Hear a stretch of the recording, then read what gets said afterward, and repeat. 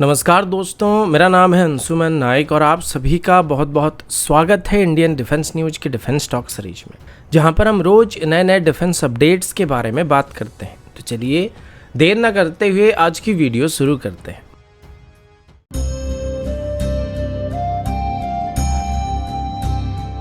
आज की पहली अपडेट एयर डिफेंस सिस्टम की तरफ से, और अभी हम इसकी एक्सपोर्ट के बारे में बात करने वाले हैं।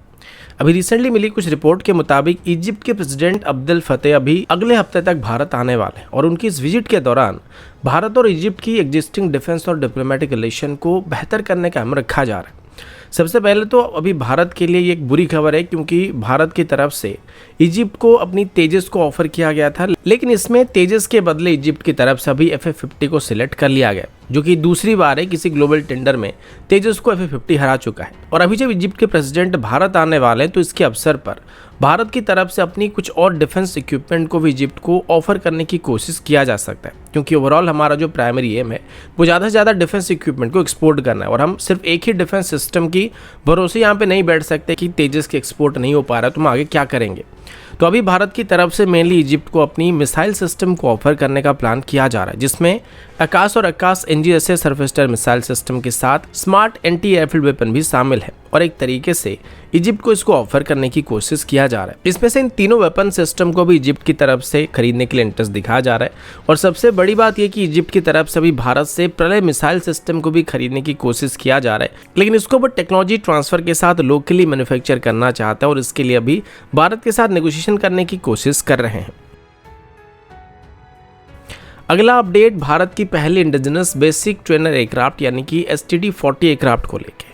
आप सभी जानते हैं कि पिछले साल ही STD-40 बेसिक ट्रेनर एयरक्राफ्ट की लगभग सभी ट्रायल कंप्लीट कर लिया गया था, जिसके बाद पिछली बार की डिफेंस एक्सपो के दौरान ऑफिशियली STD-40 को इंडियन एयरफोर्स में शामिल करने का प्लान किया गया था। वैसे प्लान तो पहले से किया गया था, लेकिन डिफेंस एक्सपो के दौरान इसको खरीदने के लिए फाइनल डील को साइन किया गया था। इसी बीच डिफेंस एक्विजिशन काउंसिल की तरफ से कुल मिलाकर 106 बेसिक ट्रेनर एयरक्राफ्ट को खरीदने के लिए अप्रूवल दे दिया गया था, जिसमें पहले बैच में करीब 70 एयरक्राफ्ट को खरीदने का प्लान किया गया था और बाद में बाकी 36 को एक्वायर करने की प्लानिंग की गई थी। और अभी के लिए इन पहले बैच में क्लियर किए गए 70 एयरक्राफ्ट को खरीदने के लिए डील फाइनल किया जा चुका है। अभी HAL की तरफ से एयरक्राफ्ट को मैन्युफैक्चर करना शुरू किया जा रहा है और अभी के लिए इनको HAL अपनी नासिक डिवीजन में मैन्युफैक्चर करने का प्लान कर रहा है। अभी के लिए HAL की तरफ से इनकी बस 2 यूनिट को ही एक साल के अंदर बनाने का प्लान किया जा रहा है, जिनको 2024 से 2025 के बीच इंडियन एयरफोर्स को डिलीवर करने का प्लान किया जा रहा है। साथ ही आगे चल के यानी कि 2025 से 2026 के बीच 8 ऐसे एयरक्राफ्ट को इंडियन एयरफोर्स को डिलीवर किया जा सकता है, जिसके बाद हर साल यहाँ पर 21 एयरक्राफ्ट को मैन्युफैक्चर करके इंडियन एयरफोर्स को डिलीवर करने का कायम रखा गया है। इसके अलावा HAL की तरफ से भी ये बताया जा रहा है कि जो एडिशनल 36 एयरक्राफ्ट के लिए भी प्लान किया गया था, यानी कि सेकंड बैच में 36 और STD-40 को खरीदने का प्लान किया गया था, उनकी भी ऑर्डर को हासिल करने के लिए HAL जल्दी कोशिश करने वाले, जिससे इनिशियल 2 बैच को इंडियन एयरफोर्स को डिलीवर करने के बाद आगे चल के 2025-2026 के बीच एडिशनल 36 एयरक्राफ्ट को खरीदने के लिए डील को फाइनल किया जा सकता है।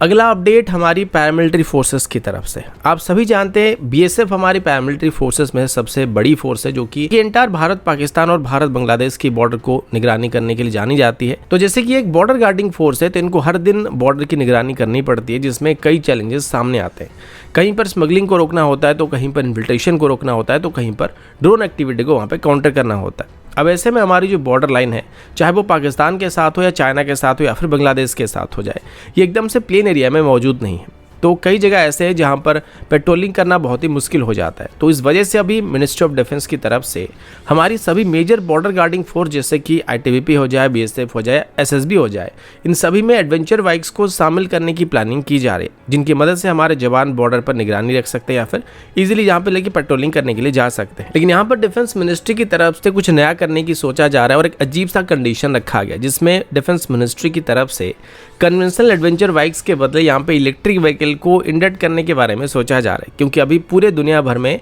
ईवीज को एक तरीके से ऑपरेशन में शामिल करने की कोशिश किया जा रहा है। लेकिन जहाँ तक हमारी क्लाइमेट कंडीशन है या फिर जियोग्राफिकल कंडीशन है, तो उसके लिए हम ईवी को एकदम से बॉर्डर एरिया में पेट्रोलिंग करने के लिए इस्तेमाल करना शायद सही नहीं रहेगा, क्योंकि ईवी की सबसे बड़ी प्रॉब्लम इनकी चार्जिंग का टाइम होता है या फिर चार्जिंग को लेके होता है, और जो पहाड़ी एरिया है वहाँ पर उनकी मोटर जो है वो जवाब दे सकता है। पर अभी फिलहाल के लिए इनको एक टेस्ट करने का प्लान किया जा रहा है, जिसमें अलग अलग तरह के एडवेंचर बाइक्स को यानी कि ईवीज को लाके टेस्टिंग करने के लिए इस्तेमाल किया जाएगा। इनको हम चाहे तो बांग्लादेश और पाकिस्तान के साथ जो प्लेन एरिया है वहाँ पर इजीली ऑपरेट कर सकते हैं, लेकिन जो रिवरीन एरिया हो जाए या फिर एकदम से पहाड़ी एरिया है वहाँ पर मुझे नहीं लगता कि जो ईवी है वो इतना इफेक्टिव रहेगा। तो उसके बदले हम लोग चाहे तो नॉर्मल एडवेंचर बाइक को प्रेफर कर सकते हैं, जो कि ज़्यादा बेहतर साबित हो सकता है। तो दोस्तों अभी के लिए इतना ही, मिलता हूँ आपसे अगले वीडियो में, तब तक के लिए जय हिंद, वंदे मातरम।